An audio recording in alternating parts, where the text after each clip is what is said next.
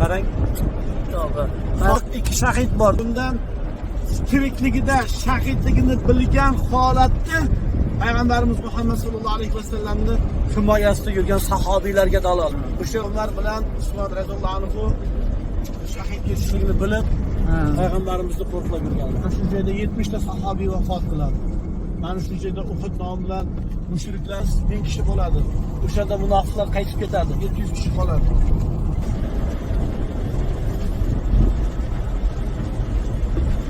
O'sha boshqa tog'lardan olimlar tekshirib o'tkazganda jismlari ham ziyoda ekan.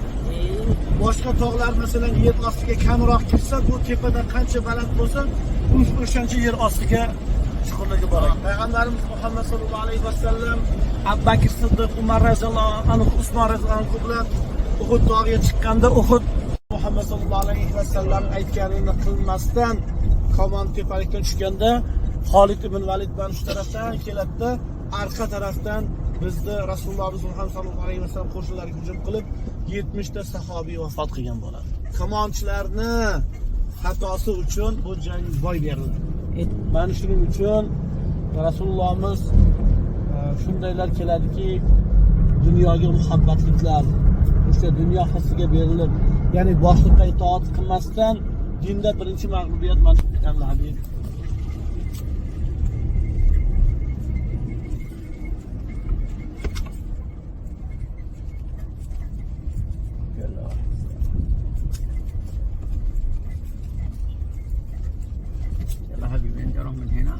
وقف هنا وقف هنا.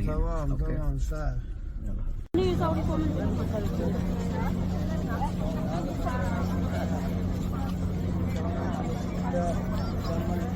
Mansur.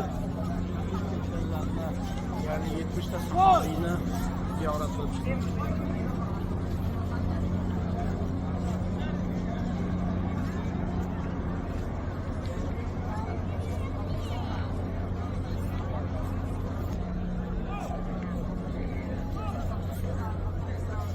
Konjona yuramiz.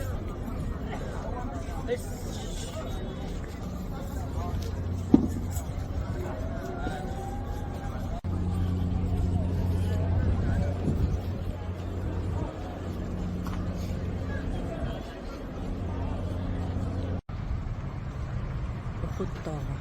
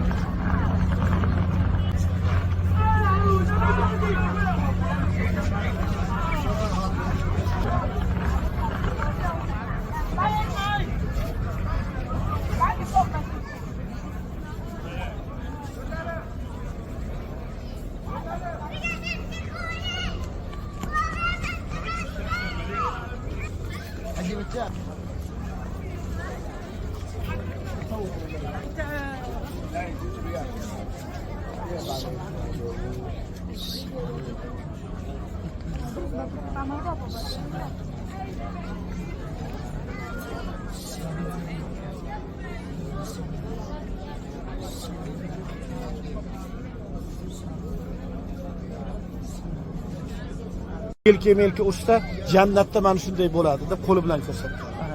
Shunda Sa'dga aytadiki, "Sen eng so'nggi so'zing bormi?" deydi. Sa'd aytadiki, "Meni so'zim Madina ahliga yetkazing, ansoriylarga yetkazing.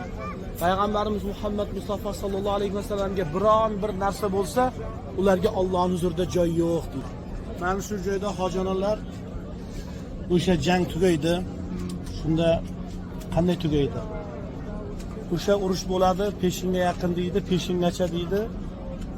Payg'ambarimiz Muhammad sallallohu alayhi vasallam g'olib bo'lib turganda tog'dagilar o'ljalarga dunyo, ya'ni boylikka his qilib tushadi. Nima uchun? Oldin jangda g'olib bo'lsa, mag'lub bo'lgan nalarni puli, nayzasi, kiyimi halol qilib berilganda Rasululloh sallallohu alayhi vasallamning 5 ta jihatlardan birida. Ular tushmanglar deydi. Quloq burunlarni kesib, alami bor edi. Badr jangida Hamza roziyallohu anhu Hindni aka-ukalarini vafot o'ldirgan. Endi keladi, qissadan hissa mana shu yerda Hamza roziyallohu anhuni vahshiy o'ldiradi, quloq burunlarini kesadi, musla qiladi. Shunda Rasulullohimiz yig'laydi. 70 ta sahobiyni bitta qabrga ikkitadan dafn qilganda, har janoza namozi o'qiganda Hamza roziyallohu anhuni qo'shib o'qigan ekan. Ya'ni yerga bergisi kelmaganda, oxirgi daqiqalargacha ko'rgan. Shunda dafn qilganda bir sel keladi deydi. 30 yil o'tgandan keyin o'sha bir sahobiy gapirib beradi, men otamni qabrini sel ochib yuborgan ekan. Shunday borib qo'lini ko'tarsam qon hozir oqib turgandek turibdi. Hidlari shunday bir mushukni hidi chiqib turibdi deydi. Bundan ya'ni shahid ketganlarda qabrlari, jasadlari chirimaydi. Shu joyda mana shu joyda 70 ta sahobiyni qabri joylashgan. Endi azizlar, biz nima uchun kelamiz ziyoratga? Payg'ambarimiz Muhammad sallallohu alayhi vasallam Uhud bizni yaxshi ko'radi, biz Uhudni yaxshi ko'ramiz dedi. Uhud tog'ini ko'rdik. 70 ta sahobiy bizni Payg'ambarimiz Muhammad sallallohu alayhi vasallamga yelka bo'lib, dinimizni mukammal qilib yetishligiga hissasini qo'shgan sahobiylarni ziyoratga kelamiz. Payg'ambarimiz Muhammad sallallohu alayhi vasallam urush tugagan paytlarida mushriklar Makka ga qarab qaytib ketganda sahobiylardan biri Sa'dni topinglar degan. Shunday bor